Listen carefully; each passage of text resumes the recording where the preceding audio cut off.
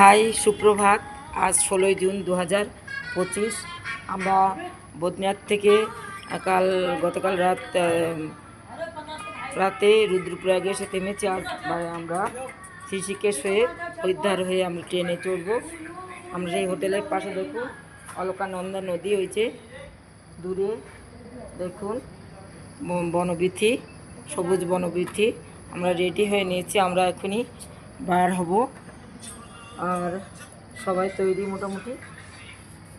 দূরে অলকানন্দা নদী বয়ে চলেছে, এটা রুদ্রপ্রয়াগ। আচ্ছা, এখানে রুদ্রপ্রয়াগ, এখানে দেখুন চারিধারটা।